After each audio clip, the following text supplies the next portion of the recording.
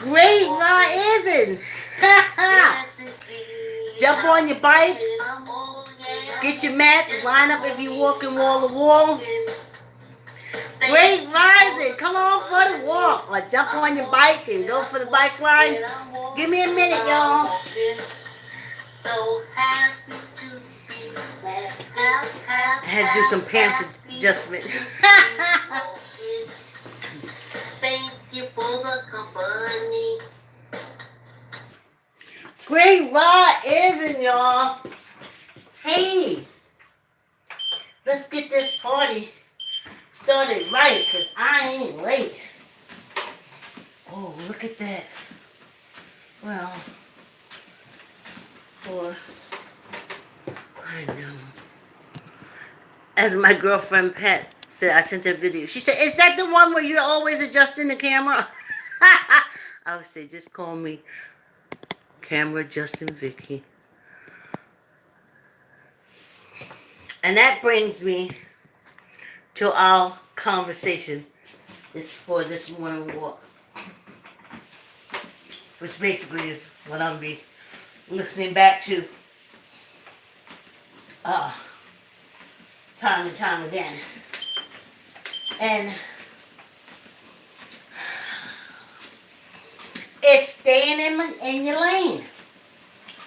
I have to tell you, there's a lot of stuff I can figure out. And there's a lot more stuff I can't. I just can't figure it out.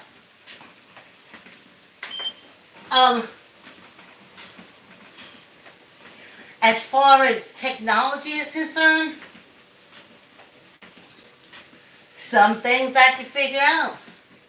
And some things I can't never, it ain't gonna be never able to figure out. Just ain't gonna happen. Just ain't gonna happen. Excuse me a minute, y'all. You know this is real life TV. Hold on. I gotta adjust my pants. And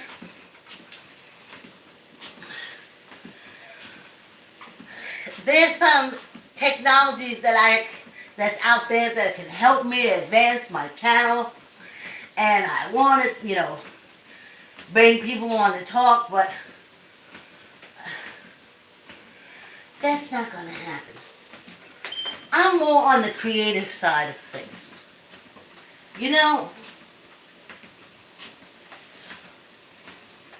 Editing. It takes time. I could probably do a lot better job, but I don't want YouTube thinking if it's so smooth and so polished, and it would take me sitting down focusing laser sharp to make that happen. I don't want them to say I'm copywriting it from somebody. So, from what I've seen, when you're using your original work, anyway, from what I've seen, and I haven't seen anything, there's millions, if not billions of videos on YouTube that I haven't seen. And, but I've seen a lot. I love YouTube. Anyway, okay. Alright. My family and friends are on Facebook. And I love my family and friends on Facebook. Don't get me wrong. But, see, when I say I love my friends and family on Facebook, but I can't, these new things, like I couldn't figure out Snapchat. I couldn't figure it out. I just couldn't figure it out. I went into TikTok and got scared to death. I love it. I love the platform. I love the videos. I even had my favorites that I would go over just to see what new creations they had. And they always had some really good, funny creations. And TikTok is the bomb. But, whoo,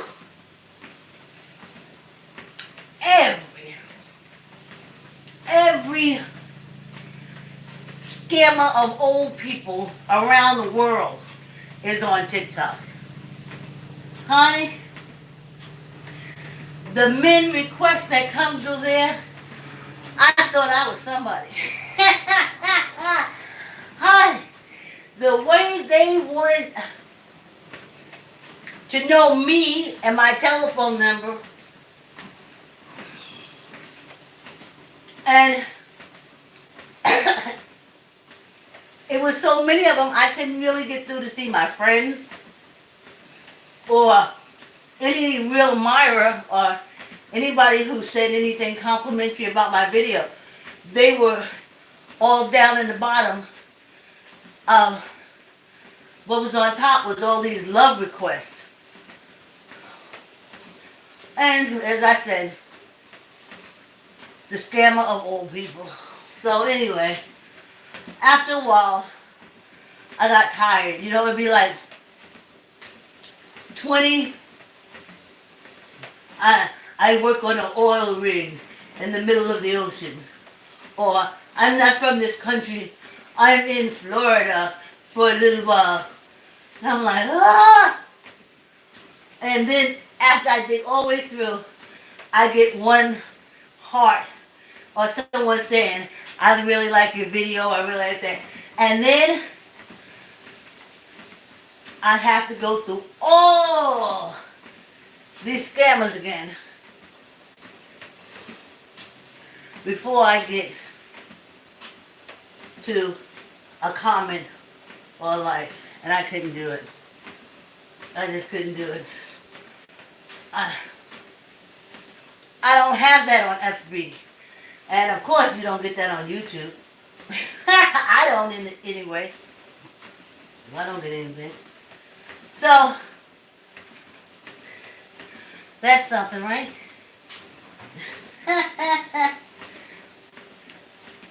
Anywho. So, this is too fast for me, y'all. You gotta remember, I'm talking too, okay? It takes energy to talk and walk. So, to help myself out, I'll slow it, because I'm always going to help myself out.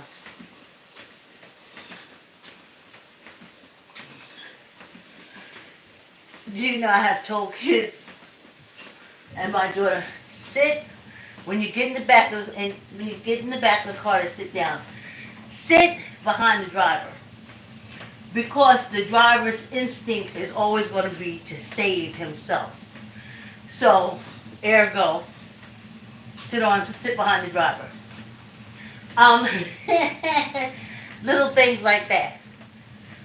When you're crossing the street and it's a two-way street, traffic going east and traffic going west. What's the first one that's going to hit you if you step out the street? The traffic going east or the traffic going west? If it's traffic going east, then you better make sure that's clear first before you step out in the street. Well, anyway, so there's just some streaming programs I couldn't figure out. I finally figured out Twitter and started liking it. And then it became 45's breeding ground. And when I said something, they were swift and firm, honey. They kicked my ass out post haste and would not let me back in. Yes. Yes. Yes, honey. So, I ain't never touching Twitter again. You only got to kick me out once. You ain't got to do no whole lot of kicking out. And then, yes, John, they kicked me out of Black Planet. I don't even know what I did. All I knew was for a week I couldn't log back into Black Planet. So I was like, well, all right, bye. So there was that. So, those are the ones I get into that didn't work out. And of course, I have YouTube and Facebook, and it was suggested that I try to spice up my YouTube channel. So I went to StreamYard, and someone was going to help me, but the person who was going to help me, their page really took off. And it's kind of like a competition over here with the creator. So I could see when her page started getting there, how she was like, oh, did I really tell you I was going to help you? Anyway, I ain't never going to stand in the way of nobody's success. Go, get it. Go, get it. So, so I tried to spice up with the StreamYard stuff, and I just love it. I mean, I love to see how the YouTubers use it, how they do their advertising, their faces, how they do all that stuff. But that's tech stuff. And I'm so out of my lane, I couldn't even get into it. You can't be more out of your lane than that. So, they graciously refunded me. But I learned a great lesson about staying in my lane. And being able to use what I know how to do. You know, I know music, I know editing, and I know how to use the telephone. So that leads me into my other conversation. Tomorrow, I'll be posting it this morning. Bed-Stuy Brownstone Stories will be back. And I'll have neighbor Pat. And she will be on the telephone. And you will hear her voice. And on myself. And we will work it like that until something arises that I can do it where she's in a window and I'm in the window. I'm not using Zoom because it's echoey. So I'll see if how my cell phone and talking with Pat works out, because if it's not echoey, we will be doing that for Bed-Stuy Brownstone Stories. And we'll have neighbor Pat. And we'll talk about Martin. And we'll have our LGBTQA conversation. Because she was in Bed-Stuy. And not only that, but just in life too. So, that's what we're going to do. And she's going to be on the telephone. And I will be able to record it. And like that. like that. And then we'll go from there. So that seems like it works out better. And then I was thinking about, like, talking and walking is a lot of energy. That's when I would walk with people, they did the talking. I focused on the walking. And I was like, because, you know, the strong ones can really do that walk and talk at the same time. So, anyway, that's how we're going to do it. Now, Pat has grandchildren, and she says she knows something, this and that, but she is preoccupied. And it's just very easy for me to do it like that. And I've looked at YouTube videos. I've seen interviews on television where people are on the telephone. So we're still in sync. I'm staying in my lane. And me and Pat will be on the cell phone tomorrow at 4:30 for Bed-Stuy Brownstone Stories. The Brownstone Days. And I learned just to stay in my lane. Stay in my lane, child. Do what I do's and what I know how to do's. And what I do does. So, that's it.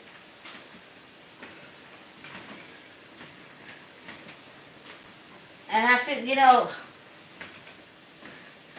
I'm proud of me. I see people turn away. If you're proud and when you're proud of yourself, you move forward. Now listen, that didn't come easy for me.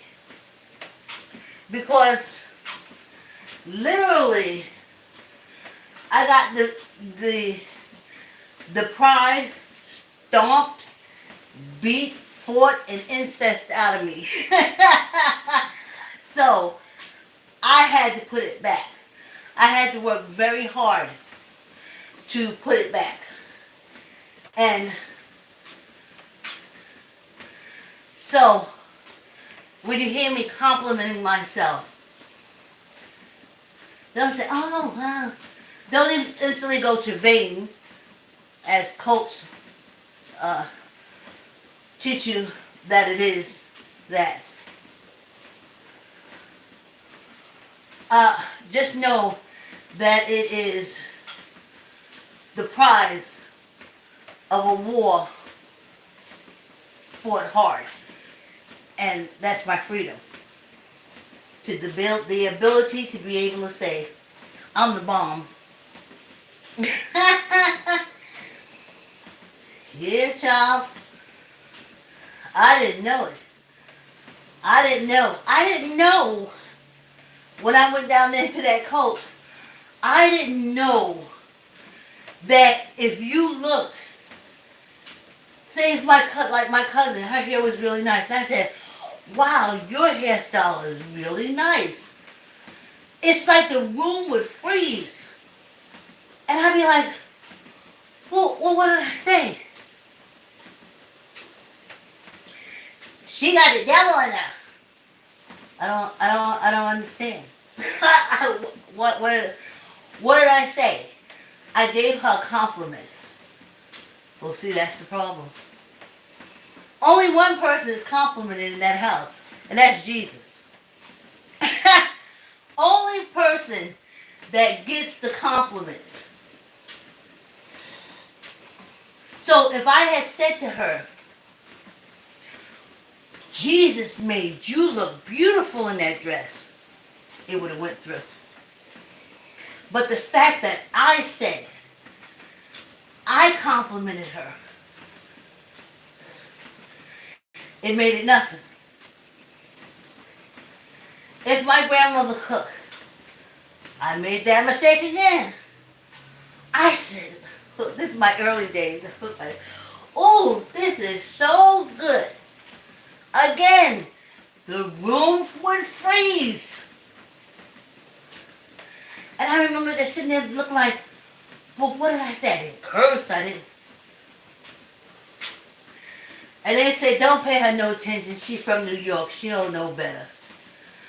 I was supposed to say, Jesus gave my grandmother the strength to make such a good meal. And if it wasn't for him, she wouldn't be able to make the meal. I gave her a direct compliment.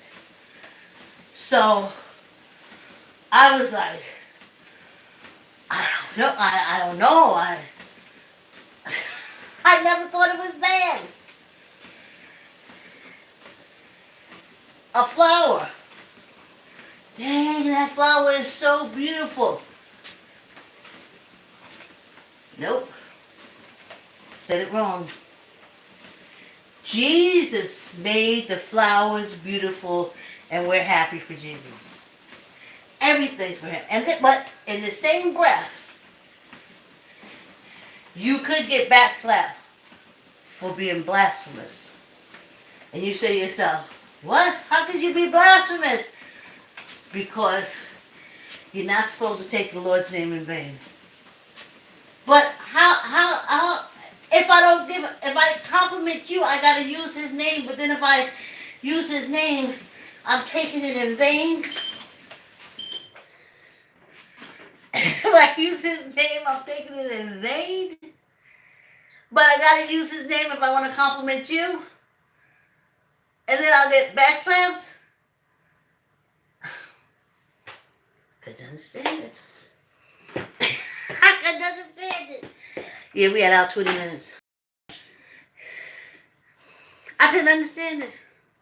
Mm-mm.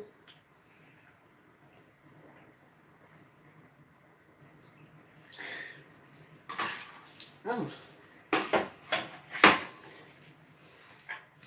Let's wrap this up, y'all. I think I'm going to be cut off of YouTube after the half hour. I think the 15 minutes I'll be on the other video, and I'll upload it when we finish. So, it took me a while, and a lot of fights, and a lot of people getting angry, because I really didn't understand what blaspheme was. I didn't understand taking the Lord's name in vain.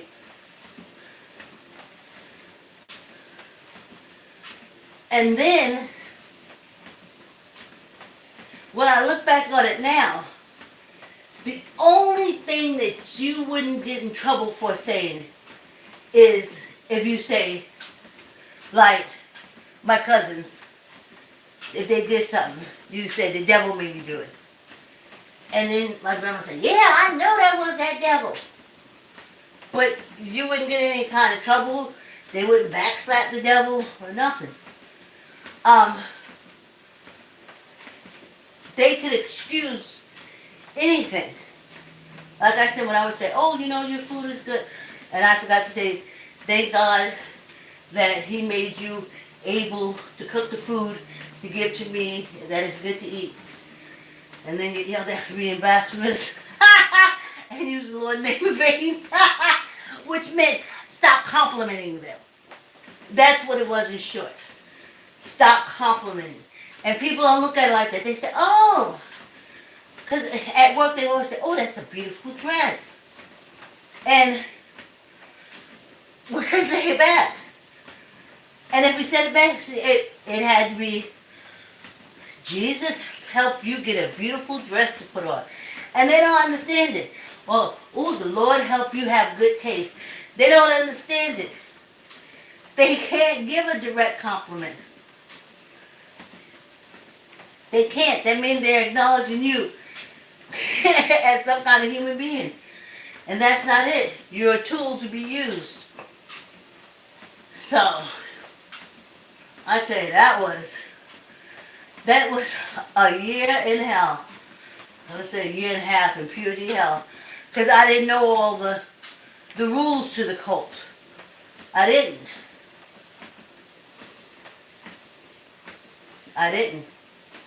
And I had to learn very hard on women. Everything was very hard on women.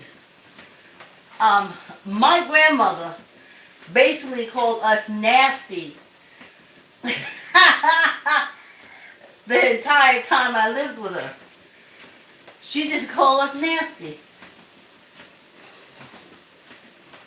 No hugging. And I did that. I kicked that off to enslavement days. I was like, you know, coming up through enslavement, my grandmother was born in 1905. What, maybe 40-something years after the Emancipation Proclamation. which means she was born right into the black code in the Jim Crow era. And you didn't show love for stuff. Because, like, if someone wanted to hurt you, the best way to hurt you is by going after the one you love. But if you don't show no love to nobody, how can they hurt you? If they want to get you by going after your child, well, you never treat the kids like anything anyway, so who's going to go after them? They only go after the parents of the kids who appreciate and value their children. So I'm like, okay, I know why they're standoffish like that, but that's not it. In cults, you can't love nobody more than the cult leader and the deity or the god. But it's the cult leader, or as they call him, the shepherd. I couldn't understand that too. I kept, when I got there, I kept saying, shepherd? What? Why do you need shepherds? I remember being in Lutheran church. I don't remember too much shepherd talk. But down at the Baptist church, Southern Belt, where it goes, down it, a lot of talk about shepherds. A lot of shepherd talk. A lot of shepherd talk. You got to lead your flock, and the flock got to listen to them, and oh, this is what they drilled over and over again. The good shepherd would leave his whole flock to go and save one sheep. And I gotta tell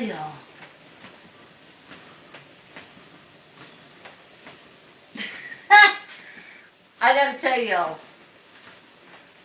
that was not my attitude. When my daughter was small, well, she grew up taking New York City transportation, either the train or the bus.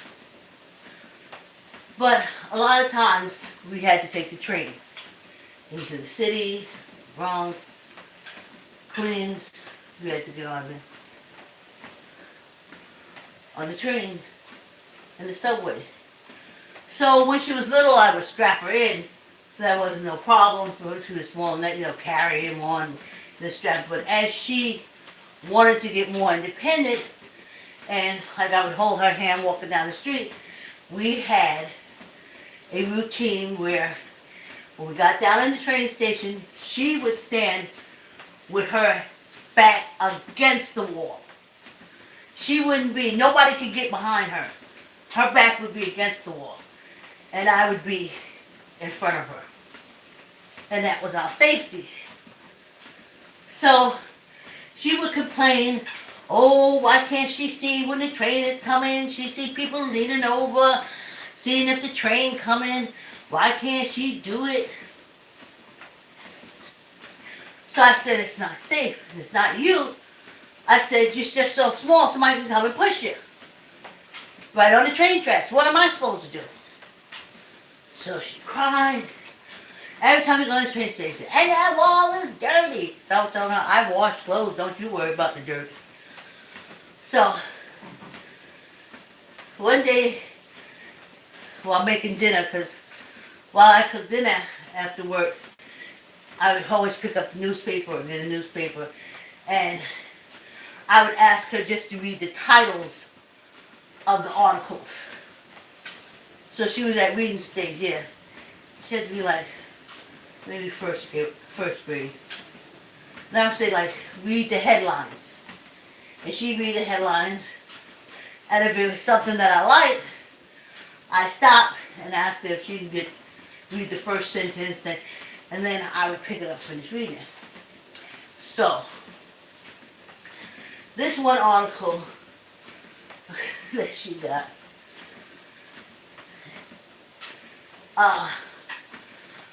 boy Oh, mother hits by train saving son. So I said, oh, stop there. Read that one. So, started off with boy playing with ball, and she couldn't say platform, so I took it. And I said, boy playing with ball fell on train tracks. Mother jumped on train tracks, pushed him on the platform, and the train ran over her. She has 6 kids at home. So I looked at my daughter. I said, you see, I tell you, the train is dangerous. That subway is dangerous. When mommy asks you to stand against the wall with your back to it, I'm serious. Because I got to tell you, I'm not sure that I will jump down on that train tracks and save you like that mother did. I got to tell you, I have been on this earth since a teenager without a mother. And that is hard.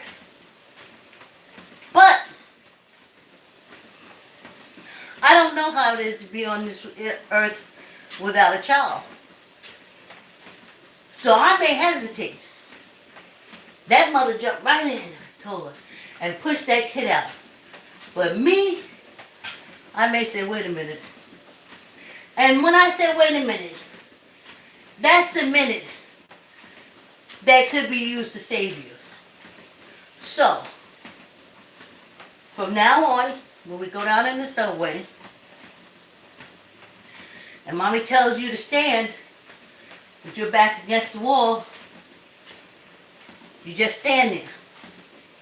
Because I ain't so sure that I'm going to be like this kid's mother and jump down there and rescue you and I get killed. I know life for a motherless child is very hard. But don't make me make that choice. When I tell you to stand in the subway with your back against the wall, just do it. And we never had a conversation like that again. She go in the side, when she go down those stairs, it's like it's like there was a magnet on the wall and she had metal on her. She would suck onto that or clink onto that back wall, and when the train came, I literally had to take her hand and pull her off the wall. Yeah. So, but that would make me a good Christian. And when I repeated that story around other cult members, I was told, what? You wouldn't just jump down there? The Lord will take care of your child.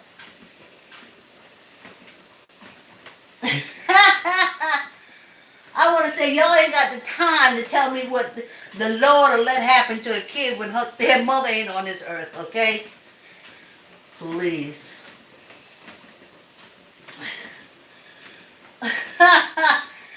So, I didn't follow those ways. It was very, I don't think I was like cult oriented. That's another thing that didn't make me cult worthy, is I had dreams and aspirations. That is not a good cult trait. I'm telling you, not a good cult trait.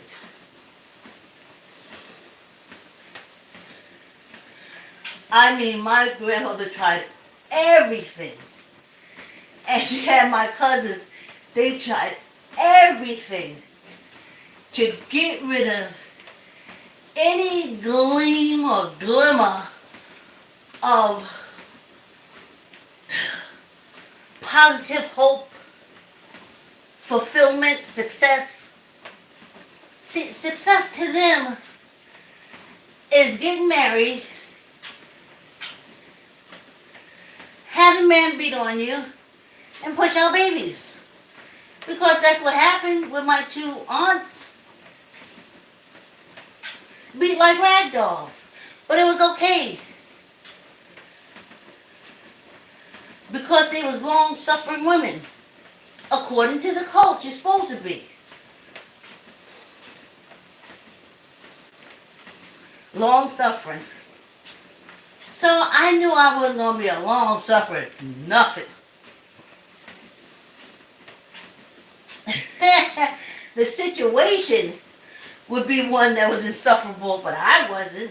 Within me, I still had laughter, dreams, hopes. I had to write. I studied, but I had to leave my books either at the hotel where I worked or at the hospital where I volunteered. Sometime I can guilt my grandmother into locking up a book or two in her room, but she didn't like that too much.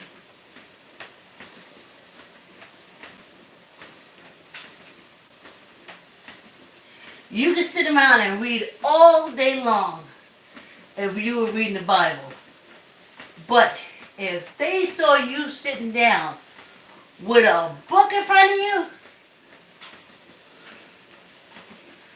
they'd be like, are you out your damn mind? This ain't no Club Med. That's what they looked at it. They never said, oh, reading is educational or, nah. My cousins tore up my books. Then they said, oh, don't tear up books, read.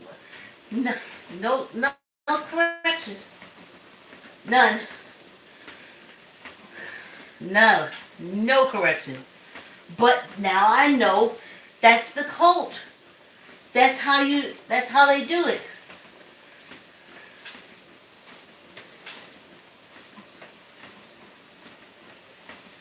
So I knew I wasn't going to fit in. But I knew I wasn't going to fit in because I didn't understand that whole bastard thing. I still didn't stick with me. How I got called the bastard. Didn't stick with. I don't understand it to this day.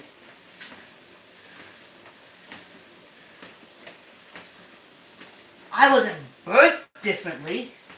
I came out the normal way.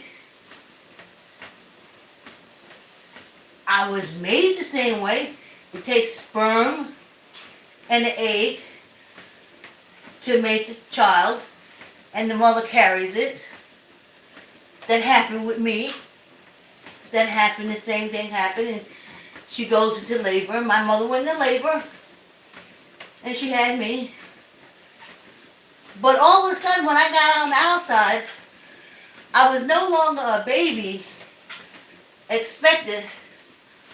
I was a bastard. And it was like, oh, poor bastard. And I was like, what? Because they said that from birth all the way up. Especially in the cult. I used to be, when I first went to live with my grandma, and she said, that's Elijah's. She said, that's Elijah's to me. And they would say, oh, you got a lot on your hands. I was like, oh, Lord. Whew.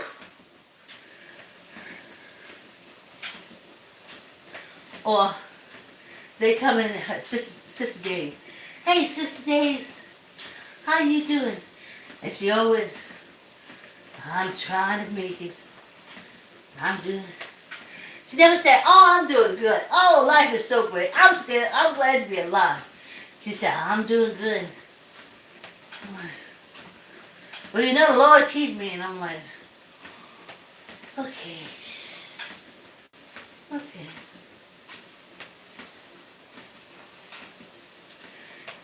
And they said, oh, who's this? They noticed me. And she would say, Vicki. Not initially. In the beginning, she would say that I was Elijah's. Who is that? That's Elijah's. And then they said, oh, oh, oh, Elijah's. And I'd be like, what? What, Elijah's what? I mean, even as a teenager, no one said that to me when I was in New York. I didn't hear it.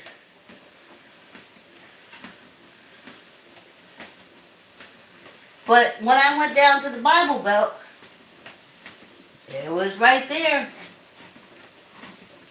So, I also think with that label, once it got around that I was a bastard whose mother had died, I think that was a sign on my back that says, touch, feel, sex up. Assault. Because, and I can understand it now when I look at it through the cult's eyes. It was just what I was labeled to be. I was labeled a bastard. And so I was treated accordingly. Because in the cult, I was blamed. So when people say, oh no, you can't have abortions, go ahead and have your bastard and we'll treat him like shit.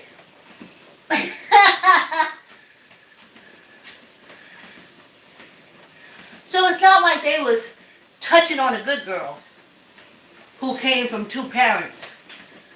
They was touching on a bastard. That is perfectly okay in cult world. Perfectly okay. Perfectly alright. In the cult world. And people go see psychiatrists to find out. No. Stop calling it church. Start calling it a cult. And you will be able to understand all that's going on and save yourself a psychiatrist trip. It ain't you. Whew, let's do some fingers, y'all. Whew. Oh, this 45 minutes go by fast. Fast, y'all.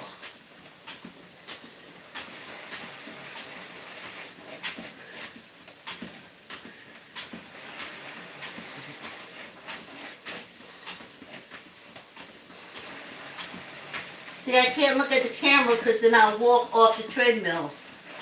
So I'm not ignoring you in any way. Whew, that was a nice finger stretch. Whew. That was a nice finger stretch. Alright. Let's grab our weights and over talk. Let's do 10. Tuck in your elbow. Squeeze your gut. 1, 2, 3, 4, 5, 6, 7, 8, 9, 10. And one for good luck. Oh no! Tuck in your elbow, squeeze your gut. 1, 2, 3, 4, 5, 6, 7, 8, 9, 10, and one for good luck. Whew. That's what I was looking over to see. That it shuts down, and I can't just go back into my song. I just can't go back into my song like I want to.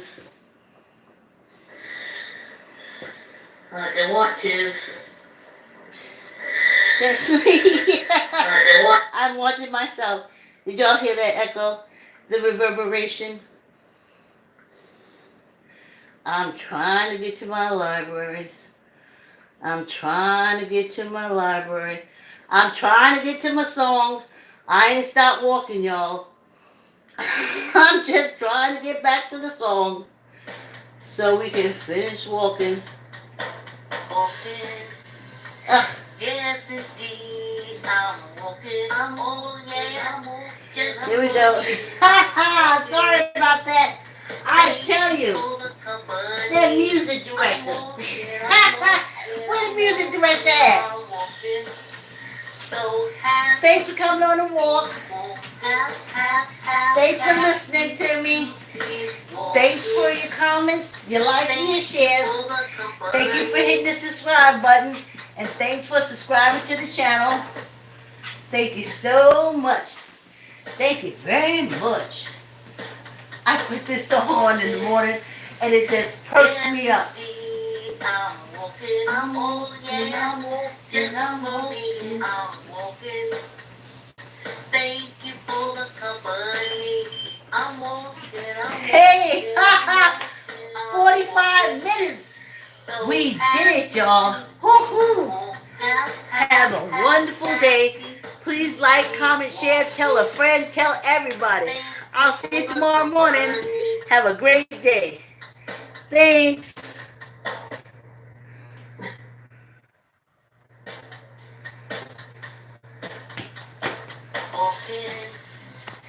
Yes, indeed. I'm walking.